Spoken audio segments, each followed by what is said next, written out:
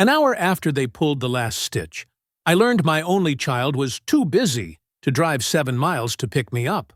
The monitors were still chirping when my phone lit up. Cassidy, I'm slammed, get an Uber. 7 words, no punctuation. After 42 years of raising her, that was the tone I got. The recovery ward at St. David's Medical Center, Austin smelled of alcohol wipes and lemon cleaner. Dr. Malik checked my vitals, then set a clipboard on my lap. We need one more signature, Mr. Hanley, he said. HIPAA release decides who can see your file.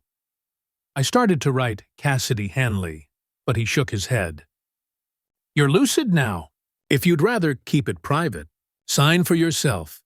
So I printed my name, circled self plus attorney, and watched him initial the line that read Patient Alert and oriented X3. At the time, I thought he was just being thorough. When Nora Ruiz, the social worker, asked if I had a ride, I showed her the text. She didn't speak, just wrote something quick in the margin of my chart. I would learn later how much that note would matter. Before we continue, please subscribe to the channel and tell us where you're listening from. I called an Uber, $41.86 to go from a sterile parking loop to my quiet cedar-sided bungalow off the South Congress Avenue. The driver helped me with the seatbelt. The stitches pulled under my ribs. Out the window, Austin looked unchanged. People jogging, someone laughing on a patio. But the silence between my daughter and me had lengthened into miles. Home smelled like dust and detergent. On the porch sat 2 packages, my antibiotics from Walgreens and a glossy realtor magazine with Cassidy's face under the headline, Keys to Your Dreams. I laid the discharge packet on the kitchen table. Each initial was mine, proof that I'd chosen to keep control of my life. I poured a glass of tap water, swallowed 2 pills, and listened to the oven timer I'd set as a reminder. When it dinged, the sound bounced through an empty house. I checked my phone. Nothing from her. Old habits die hard. I opened my banking app to pay the copay. 2 red alerts blinked at the top. Transfer attempt denied. $5,000 external ACH. One at 2:38 p.m. One at 2:44 p.m., minutes after the doctor's discharge note. While I was still in the Uber, my pulse climbed higher than any blood pressure reading on the chart. I took a photo of the screen, saved it to my camera roll, and wrote the numbers on the corner of a receipt. March 18, 2024. 2:38 p.m., 2:44 p.m. $5,000 x2 point outside. The neighbor's wind chime caught a gust and clattered like loose change. I sat there, realizing the only person who knew my online banking password was the same daughter who couldn't spare a ride. When the timer went quiet again, I stared at my reflection in the dark oven glass and whispered, "All right, kid, let's see what you tried to buy with my name." By morning, the anesthesia haze had dried up and left me with the kind of ache that makes a man count his breaths. Tuesday, March 19th. The kitchen clock ticked like a slow metronome. I shuffled to the front door in my socks, easing each step so the stitches wouldn't tug, and opened the mailbox with the palm of my hand because my fingers wouldn't grip. A thin white envelope from my bank waited on top of a water bill and a pizza menu. I slid it with a butter knife at the sink, careful not to drip coffee on the paper. The letter used the polite voice banks keep for bad news. We detected 2 attempted external transfers in the amount of $5,000 each. Action declined pending verification. The times glared up at me. 2:38 p.m. and 2:44 p.m., the same minutes. I'd been watching raindrops ladder down the Uber window outside. St. David's discharge loop. There's a special temperature to shame. It isn't hot.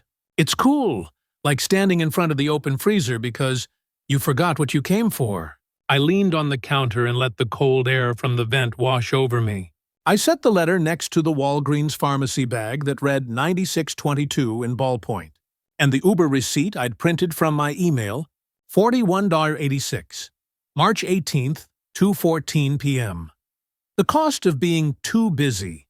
I took out my red expanding folder, the kind teachers use for field trips, and pressed the metal tabs open.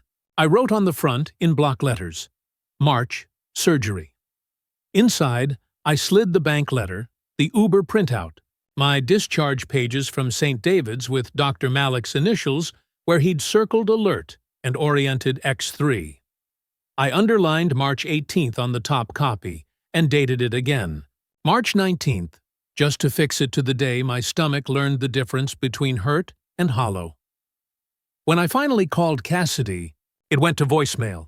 I heard my own voice come out smaller than I like. Call me when you can. I hung up before the beep could judge me. To fill the quiet, I cleaned the same clean countertop. I washed the same washed mug. I set the oven timer for 10 minutes, and then reset it for no reason except I needed a sound that came back to me when the house forgot my name.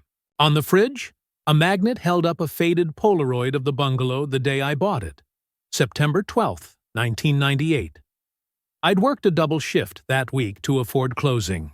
I could point to the roofline and tell you exactly where the leak used to be. I could point to the oak out front and tell you the year I planted it, 2001, the spring after her mother died. I had kept the things that needed keeping. I had fixed what could be fixed. At 11:37 a.m., my phone buzzed once with a text that looked like a shrug. You okay? Crazy day. No punctuation again. I typed home and sent it. A thumbs-up bubble popped back a minute later. I stared at that little cartoon hand until the screen dimmed. By early afternoon, the pain meds wore thin, and the ache found its old rhythm. I lay down on the couch, with a towel rolled under my ribs, and let the ceiling fan count for me. I thought about the way Nora had pressed her pen to the chart when I showed her the Get an Uber message. Not dramatic, just precise. I thought about the hesitation in Dr. Malik's voice when he nudged the signature line toward me. You're lucid now. If you'd rather keep it private, sign for yourself. He had seen enough families to know which way the wind was blowing. When I woke, it was 2:16 p.m., and the light across the living room had gone from sharp to forgiving. I opened the bank app again, not because I didn't believe the letter, but because I didn't want to believe my own memory. The red banner hadn't moved. 2 attempted transfers declined. Please verify. I tapped through to the device log. It listed new iOS device as the origin and FinTech wallet as the destination. I've had the same phone for 3 years. The only other person who had ever touched my login, just once, 6 months back when I locked myself out, was the same child who had sent me out of recovery into a rideshare. I laid the phone on the table and studied the grooves in the wood I sanded myself 14 summers ago. There are grooves you make and grooves life makes for you. Both hold dust just the same. At 3:06 p.m., I took my antibiotics again and slid the receipt into the red folder, writing the time in the corner. I added the water bill, $62.14, because why not keep every number that tried to tell the truth this week? I opened the drawer where I keep the tax returns and found the 2019 packet with a post-it note in my own handwriting. Teach Cass the mortgage portal. I remembered that afternoon, how proud she'd been to click Submit. How I'd said, "You're good at numbers, kid," and how praise is its own kind of blindfold if you don't learn to tie it loose. The phone rang at 5:12 p.m. For a second I let it go. Then I answered. "Dad?" she said brightly, as if she were picking up the tone we'd dropped years ago. Today was nuts. 2 showings and a photographer canceled. You home? How are you feeling? Home, I said. Sore. I kept my voice level. Okay, well, I can swing by Friday if that works. I'll bring you something from Whole Foods. Kombucha? They have a new brand. Friday, I said. 6. She hesitated. Great! Love you. Good night, Cass. I set the phone down and stood there long enough to hear the refrigerator cycle off. I could feel the next 24 hours like a hill I had to climb backwards. Collapse isn't only crying. Sometimes it's putting every paper you own into a folder because it's the only thing that holds still. By 6:40 p.m., I had arranged my life on the table. Discharge papers, bank letter, Uber receipt, pharmacy bag, water bill, a realtor postcard with Cassidy's grin and the words trust, expertise, family first. I put that last one face down. I opened the hall closet and pulled out an old briefcase I hadn't used since the year they gave me a gold watch for 30 years of service. The watch had stopped working 5 years later. The clasp on the briefcase still clicked. When the oven timer chimed again, I didn't need reminding. I needed a plan. I took one slow lap around the living room to prove to my body it could still obey. Then I took the red folder and the briefcase to the bedroom. I placed them on the chair where her mother used to toss her robe. And I said out loud to the empty house, "Tomorrow, we make this official." I turned off the kitchen light, the one with the weak pull chain, and the room fell into the kind of dark that forgives a man for learning too late. I slid into bed with the discharge page still in my head, the circle around the word self bright as a brand. In the morning, I would call a number a neighbor once pressed into my palm at a barbecue with the kind of insistence you don't appreciate until you do. An elder law attorney who returns calls. Wednesday, March 20th, 10:02 a.m. The world outside smelled like rain on hot pavement, and my kitchen still smelled of antiseptic and cheap coffee. I sat with my phone in hand and dialed the number Gabe, my neighbor, had scribbled on a business card last fall. Evelyn Park, elder law attorney. She answered on the third ring, low voice, calm. "Mr. Hanley, Gabe said you might call. Bring whatever you have." Her office sat on West 38th Street, near a used bookshop and a clinic that smelled of lemon cleaner, the same smell I'd carried home from St. David's. The receptionist handed me water, and when I stood to shake hands, Evelyn studied the small tremor that ran through my fingers. "Pain meds?" she asked. "And a daughter with too much access, I assume." On her desk, she laid out my red folder like an autopsy tray. Discharge packet, Uber receipt, bank letter. She pointed with her pen to the doctor's note circled in blue. Patient alert, and oriented X3. "That's gold," she said. "We'll build from there." "Build what?" I asked. "A boundary that holds." Evelyn dictated a revocation letter while her paralegal typed. It withdrew every informal power of attorney Cassidy might claim and appointed counsel as my secondary contact if I ever couldn't speak for myself. "We'll file this with your bank and the hospital," she said. "Today." Then she slid over a printed checklist. "Rekey the locks. Open a new safe deposit box. Activate fraud watch alerts on all accounts. Record your own calls. Texas allows one-party consent. Do nothing impulsive." Paper beats panic. Her precision steadied me. I signed where she pointed, and she notarized each page in blue ink. When the stamp clicked down, it sounded final. Back home, I phoned South Austin, lock and key. "Friday," they said. 186 Uggs for new Schleg. 2 copies. Done. Then I texted Gabe.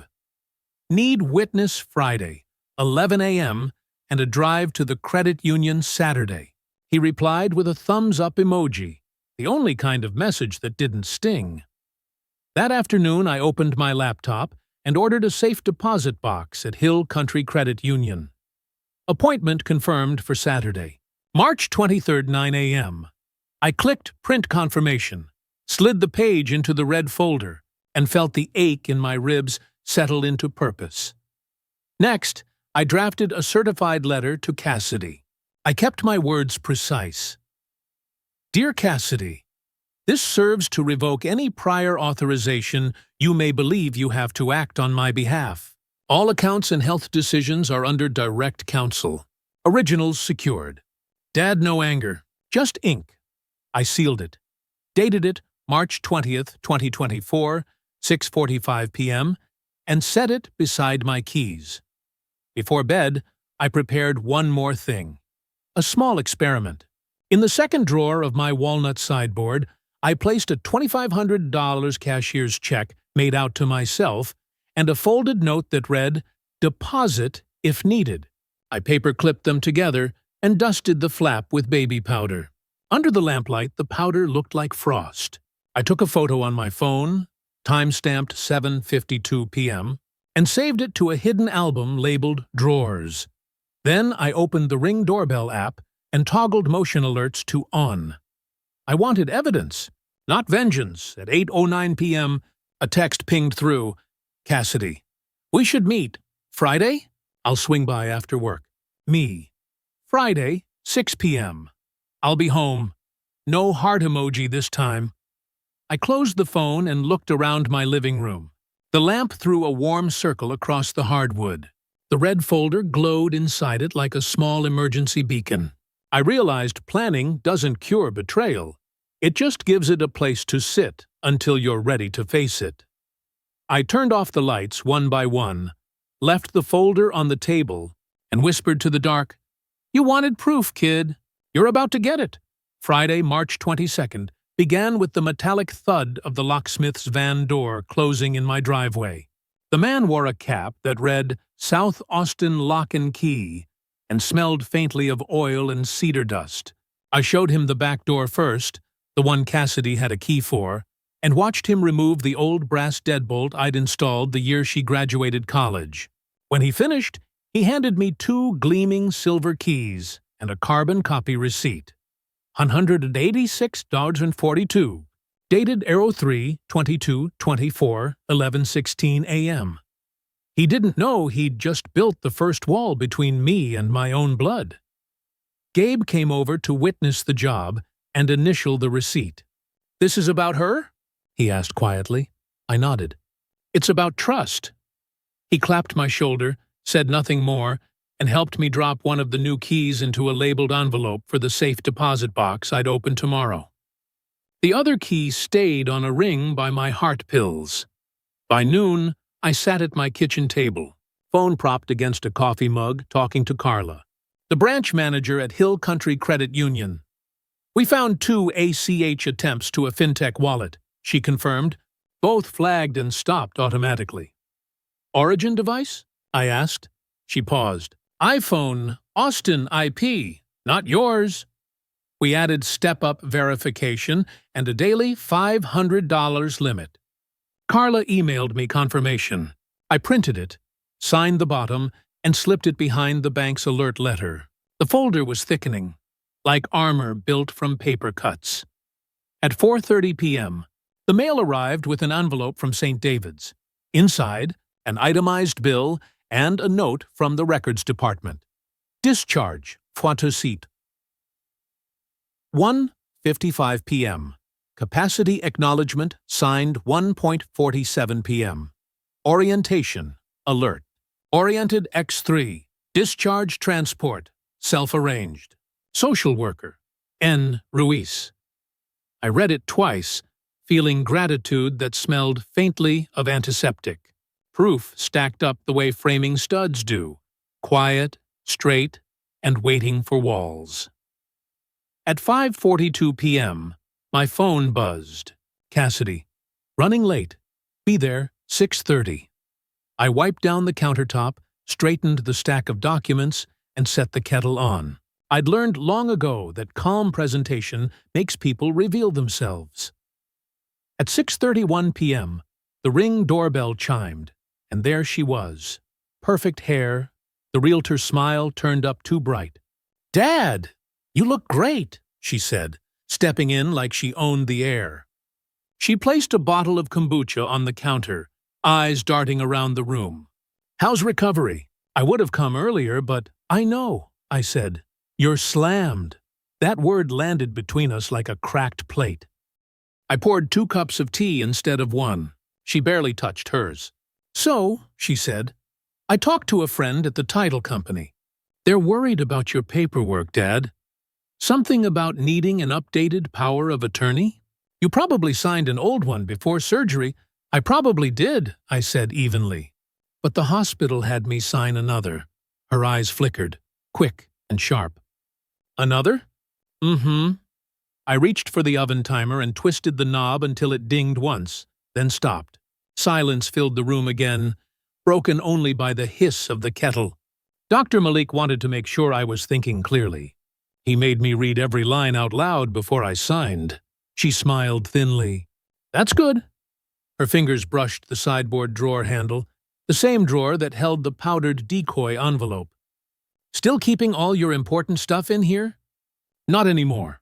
I sipped my tea. Trying to stay modern. Her manicured nail tapped the drawer edge. "Maybe I can help you organize things. You know, digitize it all. Keep it safe." I looked at her hand, noticed a faint shimmer of powder on her middle finger where she'd touched the flap. The baby powder sparkled under the yellow light like cheap glitter. I smiled. "That's thoughtful." She checked her phone, pretended to read a text. "Anyway, I'll let you rest. Call me if you need anything, okay?" "Sure thing." When the door closed behind her, I waited 10 minutes before moving. The ring notification confirmed motion by the doorway at 7:18 p.m. I walked to the sideboard, opened the drawer slowly, and found the envelope repositioned a half-inch forward. I held it under the lamp. Her fingerprint smudge curved right over the powder. Evidence doesn't argue. It whispers, "Wait."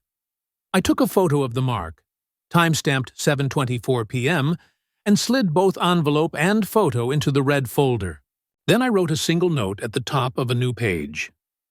"She still thinks I'm weak." Perfect. I sat back in my chair and let the ache behind my ribs pulse in time with the ticking clock. Revenge wasn't about anger anymore. It was about architecture. You don't rebuild the house by shouting at the storm. You do it nail by nail, and you start by making sure the door locks. Before bed, I placed the red folder in my briefcase and whispered into the dark kitchen, "1 wall up, 10 to go." Saturday, March 23rd, 9:05 a.m. I stood inside Hill Country Credit Union, watching the vault door roll open like a slow jaw of steel. The manager, Carla, slid out a narrow metal drawer marked B214 and said, "Take your time, Mr. Hanley." Inside that cold, humming space, I placed my small kingdom in order. The duplicate of my red folder, the spare house key sealed in an envelope, the insurance binder, a copy of my deed, and, last of all, the decoy check. I closed the drawer with both hands and felt the weight of ownership settle back into my spine. Carla locked the box, signed her initials, and handed me a slip dated 03/23/24. Proof that I still owned what I'd worked for. Outside, the Texas sun felt harder than usual, bright enough to sting. I stopped by Gabe's porch, handed him coffee, and said, "It's done." He nodded toward my house. "You look lighter." "Not lighter," I said. "Just accurate." By noon, the day turned cruel. My phone vibrated with a notification from Evelyn, the attorney. "Call me immediately." I dialed her from the kitchen, heart thudding. Her voice was tight. "Cassidy filed a guardianship petition last night. She's claiming you're in cognitive decline after surgery. Unsafe at home." I gripped the countertop. "She's trying to declare me incompetent?" "Yes. The filing is thin but strategic." She attached an unsigned photo of medication bottles, a quote from a concerned neighbor, and references to erratic spending. "What neighbor?" She didn't say. "We'll respond Monday. For now, don't engage. Keep every receipt, every message." I hung up and walked through the house, counting my breaths. Guardianship. My own daughter wanted to own me. At 12:47 p.m., I sat at the table and opened the Ring app. The video from Friday night had auto-saved 10:41 p.m., motion on porch. The screen showed Cassidy returning under the porch light, pretending to drop off a bag. But when she thought the coast was clear, she crouched by the sideboard window, trying the handle. Then she slipped inside using her old key. I watched her open the drawer, read the letter, and smear the baby powder with her hand. Before leaving, she tucked the envelope back, glancing around like a thief who didn't yet know she'd been caught. I exported the clip. named it FridayPorch.mp4, and wrote on a sticky note, "Ring, 10:41 p.m., 3 to 22. I slid both into the red folder. At 2:30 p.m., I called Evelyn again. "I have video," I said. "Don't send it yet," she replied. "Let her believe she's winning. We'll file your response Monday with evidence attached, and schedule a neuropsych screening. Wednesday morning. Full capacity evaluation. That'll crush her claim." I thanked her, then stared at the sunlight cutting across the floorboards. The oak outside had grown so large it reached the gutter. I'd planted it for her mother. Cassidy used to climb that tree with a pink backpack and wave at me through the window. I thought of that girl, not the woman using legal tricks to cage me in my own house. By evening, I was tired of anger. It's a fuel that burns the owner first. I drove to the early service at St. Matthew's Church. Pastor Lee met me by the door, shook my hand, and said, "You made it through surgery, thank God." "Barely," I said. He studied my face, then added, "You don't have to fight alone." "I'm not. I've got witnesses now." The choir started their warm-up. I slipped into the back pew and let the hum of voices steady me. When I left, the sky had that golden, forgiving light that makes even a parking lot look sacred. On the way home, I saw a billboard with Cassidy's smile. "Keys to your dreams." I laughed under my breath, half bitter, half amazed at how irony can rent space in your own city. Back home, I double-checked the new deadbolt. The metal clicked like punctuation. I placed my phone beside my tea and watched the ring feed again, just to make sure she hadn't come back. Before midnight, I wrote one more entry in my notebook. March 23rd, 2024. She made her move. Next, I'll make mine. Evidence in folder. Mine clear. No hate, only math. Then I turned off the light and whispered into the quiet. "You wanted guardianship, Cass. You're about to get a lesson in what being your father really means. Monday." March 25th came in quiet. The kind of quiet you only get after a storm decides to hold its breath. My kitchen smelled of black coffee and printer ink. On the table, my red folder sat open beside a yellow legal pad. Across the top of the first page, I'd written, "Sequence, not emotion."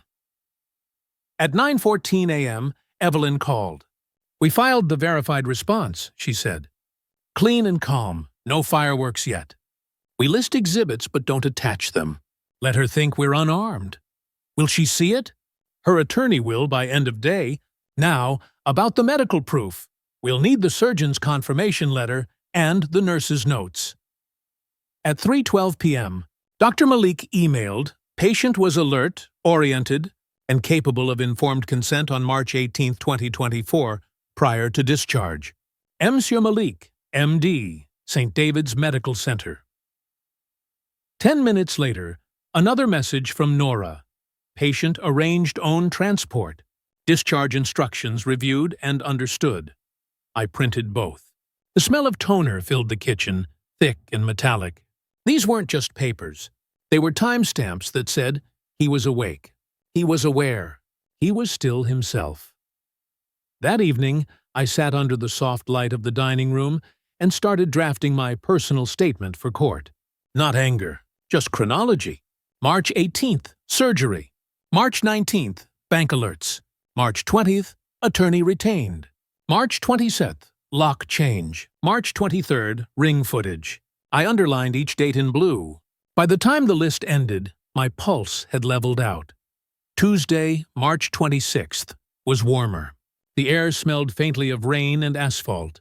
I spent the morning cleaning my kitchen counter until it reflected the light back at me. Proof that order still existed somewhere.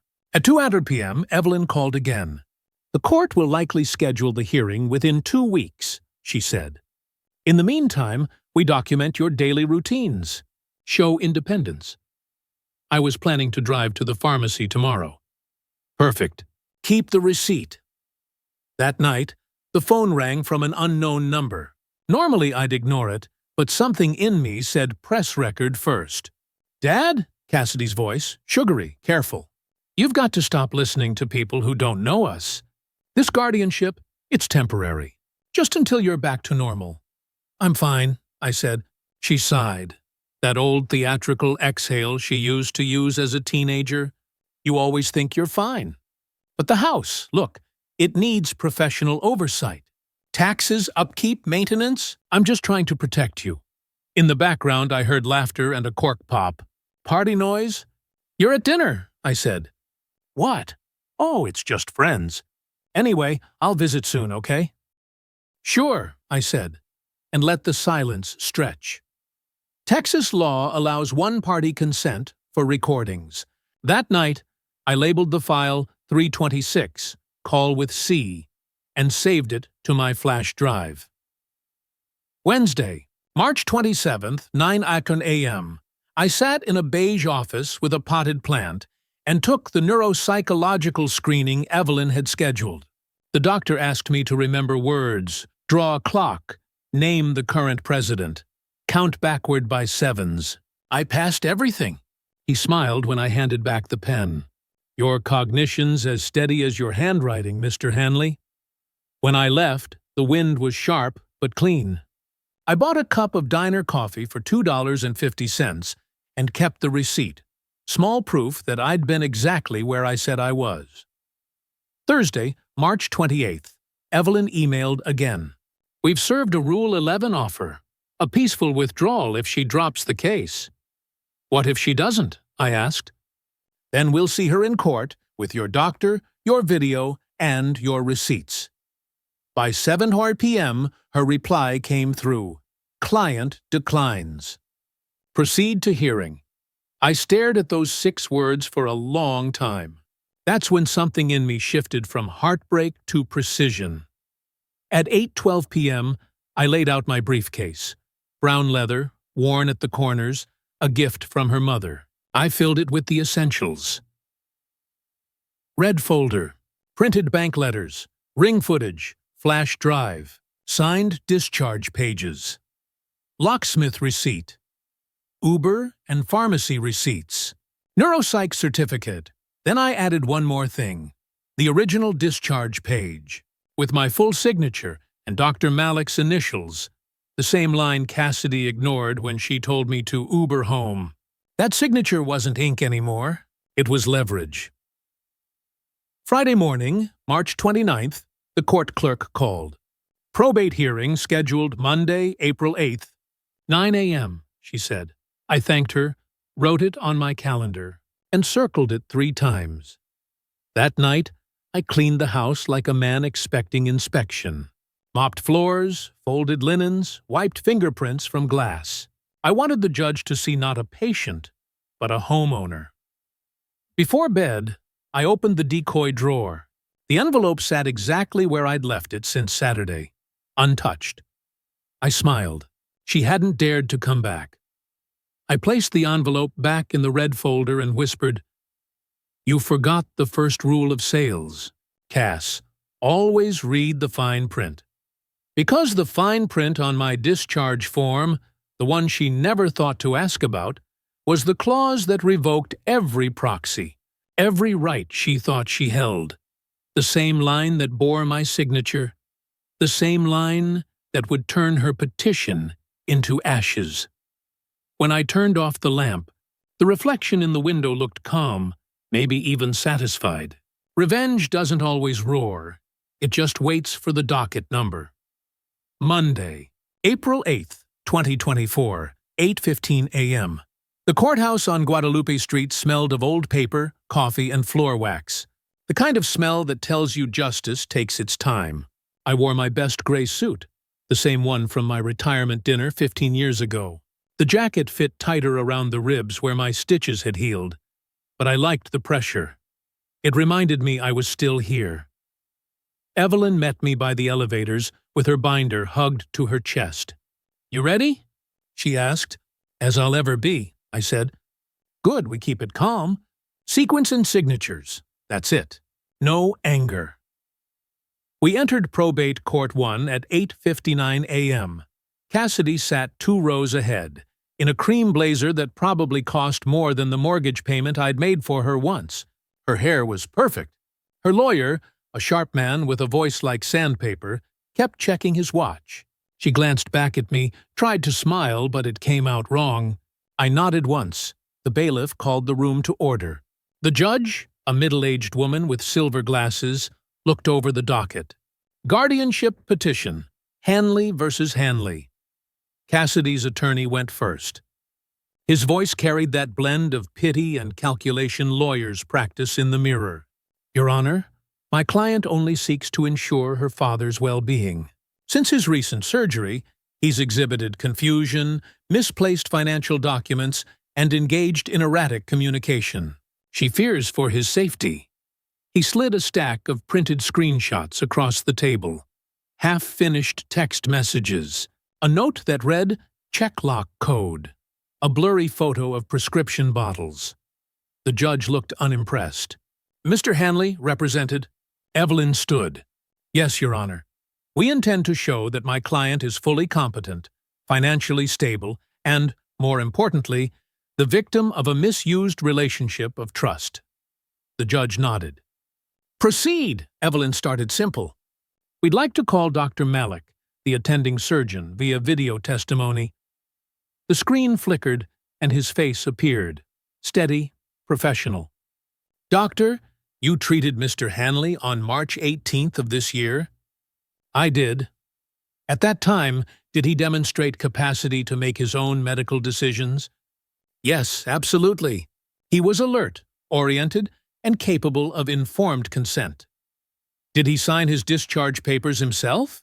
He did, at 1:47 p.m. Evelyn clicked her remote. A document appeared on the projector. My discharge page. My name circled, Dr. Malik's initials beside it. Exhibit A, the judge leaned forward. And this signature is his? Yes, Your Honor, Evelyn continued. Next, we have a note from the attending social worker, Nora Ruiz. Nora took the stand, small and composed. She opened a manila folder and read, Patient arranged own transport. Discharge instructions reviewed and understood. Her voice trembled just slightly on own transport. Would you explain what that meant? Evelyn asked. It meant Mr. Hanley called his own ride because his listed emergency contact declined to pick him up. A murmur spread through the courtroom. Cassidy shifted in her chair, eyes darting toward the exit. Thank you, Evelyn said softly. Your Honor, Exhibit B, the social worker's note. The judge nodded, lips pressed tight. Evelyn tapped her next slide. Exhibit C, the Uber receipt. 41 Don Downs 686, time-stamped 2:14 p.m., March 18th, 7 miles from St. David's to his residence. This is the unsafe transport referenced in the petition. The judge raised an eyebrow. He took an Uber? Yes, Your Honor, Evelyn said, voice steady. Because his daughter, who claimed to be protecting him, told him she was too busy. Cassidy's attorney tried to object, but the judge waved him off. I'll allow it.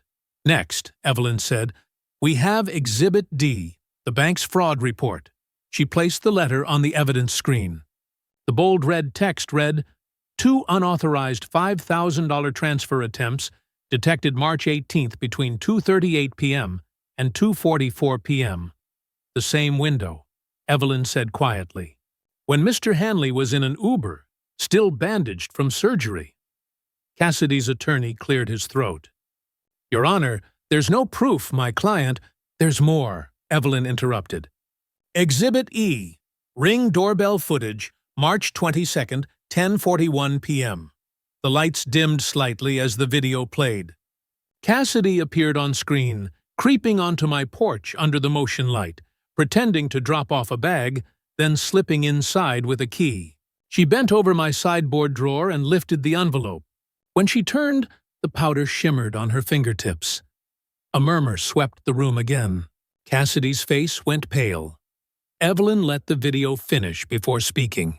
That powder on the envelope was baby powder, a dust trap Mr. Hanley applied after consulting counsel. You'll notice her reaction when she realizes she's been recorded. The judge adjusted her glasses. I see. Exhibit F, Evelyn continued, is the neuropsychological evaluation conducted March 27th. The report reads, cognition age-appropriate, no impairment detected. Finally, Evelyn turned to me. Mr. Hanley, please take the stand. I walked up slowly, the briefcase handle warm from my hand. The clerk swore me in, Evelyn asked gently. Would you tell the court what happened on March 18th in your own words? I looked at the judge, then at my daughter. I went in for surgery, expected my daughter to pick me up. She said she was too busy. I signed my discharge, called an Uber, and went home alone. When I got there, I saw 2 bank alerts for transfers I didn't make. That's when I realized I wasn't her father anymore. I was her access code. The courtroom was silent except for the soft buzz of the fluorescent lights. Evelyn asked, why did you sign that new discharge page yourself? Because Dr. Malik said it mattered who controlled the records. I didn't know it would save me, but it did. Cassidy's lawyer muttered something about misunderstanding, but Evelyn raised her hand. No further questions. The judge turned to Cassidy. Ms. Hanley, would you like to testify? She hesitated. I was trying to protect him. From what? From himself. He forgets things. Like changing locks? The judge interrupted. Like stopping unauthorized bank transfers? Cassidy looked down, cheeks flushed. I just wanted to make sure everything was safe. The judge folded her hands. I believe Mr. Hanley has done that himself. When the gavel came down, the sound cracked through the room. Guardianship petition denied with prejudice, the judge said. Court costs to petitioner. She glanced at me. Mr. Hanley, should you wish to file a protective order, this court will hear you promptly. I nodded, throat too tight to speak. Outside the courtroom, sunlight spilled through the wide glass windows. Cassidy stood by the elevator, mascara smudged, eyes red. Dad, she said, stepping closer. I didn't mean, I lifted my hand. You meant it when it counted. The elevator doors opened. I stepped inside, leaving her standing there with all her reasons. As the doors slid shut, I looked at my reflection in the brushed steel. The man staring back wasn't broken. He was repaired. Not perfectly, but repaired. When I stepped outside, the sky over Austin had that clean, washed blue color that comes after rain. I took a deep breath, felt the air go all the way down, and thought, paper beats blood sometimes. I walked to the parking lot, unlocked my truck, and placed the briefcase on the passenger seat. Inside it, every document lay in perfect order, ending with the one that started it all. My signature, circled in blue. The same ink she ignored. The same ink that freed me. By the time I stepped out of the courthouse that afternoon, the Texas heat had climbed into the high 80s. The parking lot shimmered like a mirage. I loosened my tie, sat in the truck, and let the engine idle while I breathed out everything that had been sitting in my lungs for 3 weeks. Fear, shame, disbelief. The kind of air that never feels like yours until you fight for it. The first thing Evelyn did when she joined me outside was hand me a small manila folder. This is your copy of the order, she said. It's done. I flipped it open. Petition denied with prejudice. Costs tax to petitioner. 6 words. That's all it took to mark the end of her attempt to own me. We stood under the shade of the courthouse awning for a moment, neither of us talking. Then she added, I recommend we file a limited no-contact order. 60 days, only through counsel. I nodded. Do it, she smiled. Professional, satisfied, not triumphant. You handled yourself with grace in there, Mr. Hanley. Most people don't. Grace, I said. Felt more like surgery without anesthesia. That's still survival, she said, and walked toward her car. At home, I hung my suit jacket over the chair and poured myself a glass of water. The house looked exactly the same. Same light through the blinds, same hum from the fridge. But it didn't feel the same.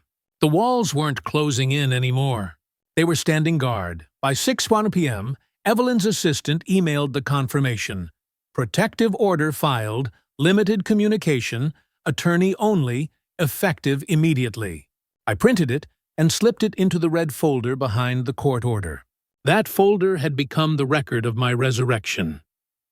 2 days later, Carla from the credit union called. "Mr. Hanley, thought you'd want to know. The FinTech account linked to those transfer attempts has been permanently closed. Fraud division flagged it. Any names attached? None officially, but the timing matched your case." I thanked her, hung up, and sat for a while at the kitchen table, tracing the edge of the locksmith's receipt with my thumb. Sometimes justice doesn't announce itself. It just stops the bleeding. That weekend, I drove to the little farmer's market off Lamar, bought apples, tomatoes, and a bouquet of sunflowers I didn't need, but wanted anyway. When I passed the church on the way home, I saw Pastor Lee sweeping the front steps. I pulled over. "You made it through," he said. "Paperwork and mercy," I replied. He smiled. "That's as close to a miracle as most of us get." Inside the sanctuary, it smelled of wood polish and quiet. I told him what happened, every line, every signature. When I finished, he said, "You built a wall she couldn't climb without seeing herself." I nodded. And I didn't even raise my voice. That night, I started sorting old photos. There was one of Cassidy at age 10, holding a fishing pole twice her height, grinning through missing teeth. I set it aside, not out of anger, but because I wanted to remember she hadn't always been like this. By Sunday, the house felt different, lighter somehow. I fixed the loose porch board, watered the oak, and watched a cardinal land on the railing. The air smelled like cut grass and freedom. Before bed, I wrote a letter I knew I'd never send. "Cassidy, you tried to own what couldn't be owned. I don't hate you, but from now on, love will come with locks and signatures." Dad-I folded the letter, sealed it without addressing it, and slid it into the red folder behind the Uber receipt. Revenge was never the goal. Boundaries were, and for the first time in months, I felt both standing strong around me. Monday, April 15th, 2024, 10:30 a.m. I sat across from Evelyn again, sunlight cutting across her polished oak desk. The red folder sat between us, heavier than when it began, like it had absorbed every ounce of anger, grief, and proof from the last month. "This is it," she said, sliding a stack of documents toward me. "Your living trust. It locks in everything you built, and it locks out anyone who tries to touch it." I read each line slowly. Every word felt like a repair to something she had cracked. The clauses were simple. Cassidy receives a $25,000 capped bequest, contingent on no contest and 0 disputes. The rest funds the Quiet Inc. Scholarship, a nursing scholarship at St. David's Medical Center, to honor the signature that saved me. The house, my accounts, and insurance policies transfer into a trust for maintenance and end-of-life care, with Gabe and Evelyn as co-trustees.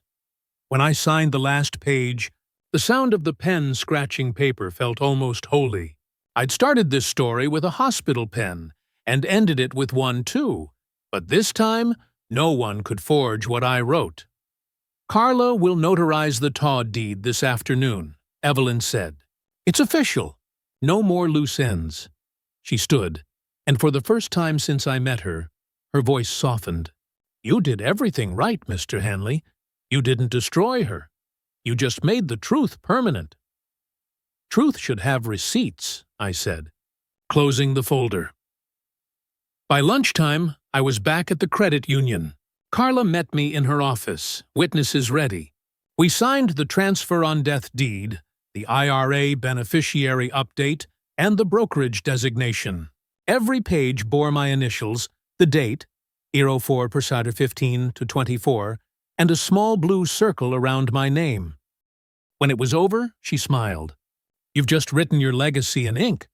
"Good," I said. Ink doesn't lie. That afternoon, I drove to St. David's with a cashier's check for $10,000, the first installment of the scholarship fund. The hospital lobby was busy, the same scent of sanitizer and floor polish I remembered from the day she left me there. Nora Ruiz met me near the volunteer desk. Her eyes widened when she saw the check. "Mr. Hanley, you're starting a scholarship?" "For nursing students," I said. "Call it the Quiet Ink Fund. It's for the people who make sure signatures mean something." She blinked hard, then nodded. "You know, that's the most poetic kind of revenge I've ever heard." "Justice, Nora," I corrected softly. "Revenge only fixes the past. Justice protects the next person." We stood there for a moment, watching patients wheel past, IV poles glinting in the light. I thought of Dr. Malik, the way he'd made me read every line before signing, how he'd paused to make sure my hand didn't shake. He'd given me more than medical clearance that day. He'd given me a weapon of truth. As I walked back through the automatic doors, the sun hit my face, and for the first time in years, I didn't feel small beneath it. I'd spent my life building houses, fixing leaks, patching drywall. But this was the first foundation I'd ever built for myself. That evening, I sat at my kitchen table again. The same one where I'd stared at a cold cup of tea and a daughter's betrayal. Now it held a new folder. Trust Copies, April 2024. Beside it, a photo of her mother smiling from a summer long gone. I whispered to the picture, "It's done. She can't hurt it anymore." Then I slid the folder into the drawer and locked it with the same key that opened every other part of my new life. Justice doesn't roar, and it doesn't bleed. It just signs its name, waits for the ink to dry, and walks away quietly. By May, the air over Austin had turned soft again. The oak outside my window was heavy with green, its branches thick enough to cast real shade across the porch. I woke up each morning to birds instead of alerts, to sunlight instead of that dull hospital fluorescence. The house was quiet, but not empty. It breathed with me. I spent the first week cleaning. Not the angry kind of cleaning people do when they're trying to erase someone, but the patient kind, like polishing a memory until you can finally see through it. I fixed the loose porch railing, replaced a flickering bulb in the hallway, and patched a small dent in the drywall that had been there since Cassidy was 16. She'd thrown a shoe in a tantrum about curfew. I smiled while I spackled it over. Time doesn't forgive, but it softens. On May 5th, Evelyn called to check in. "How's the house holding up?" "Better than me," I said. "It got the new locks first," she laughed. That's the order I'd recommend for most people. She told me the scholarship paperwork had been finalized, and St. David's had scheduled a small recognition breakfast for donors later in the month. They'd asked if I wanted to invite anyone. "Dr. Malik and Nora," I said without hesitation. The two people who made sure I was seen. That evening, I poured myself a cup of coffee and walked through the house like it was a museum of lessons.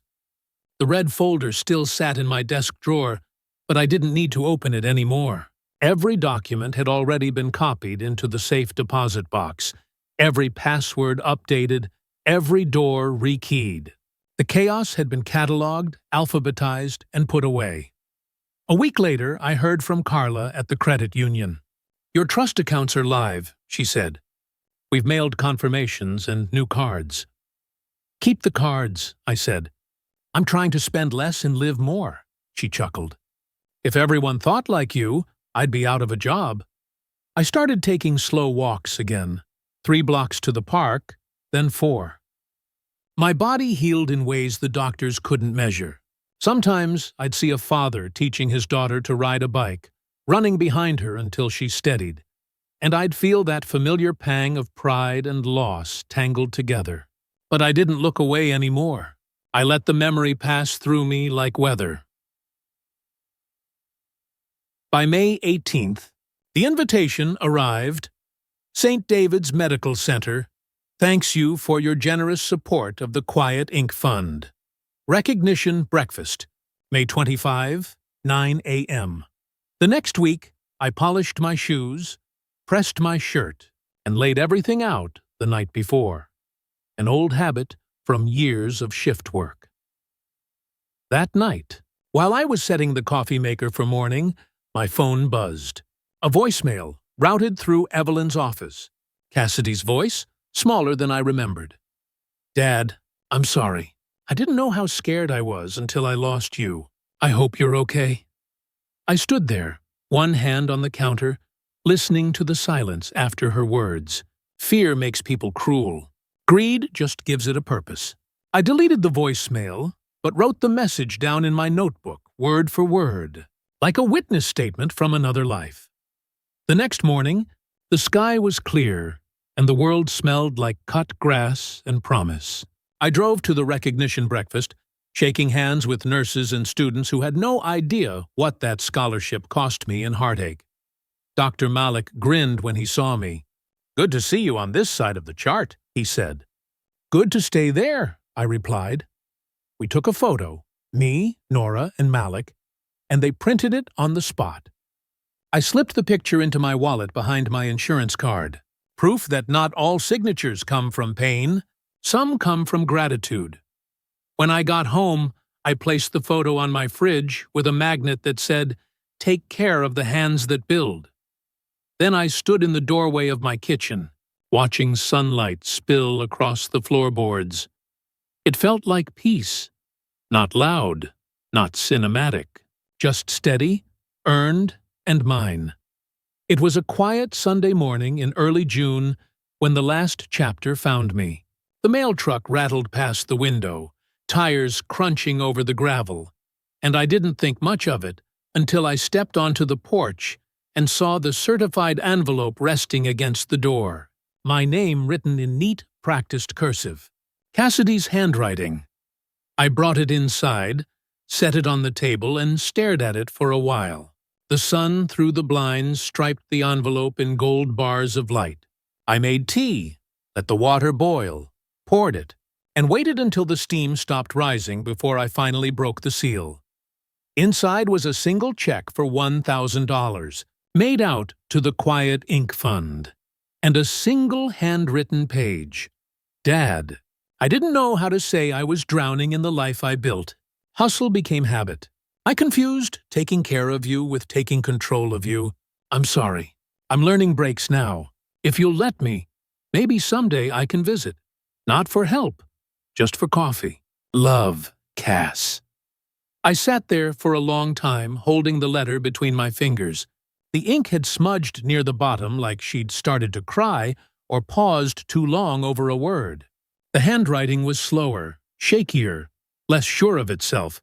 I didn't feel anger, just a quiet ache, the kind that hums in the ribs instead of breaking them.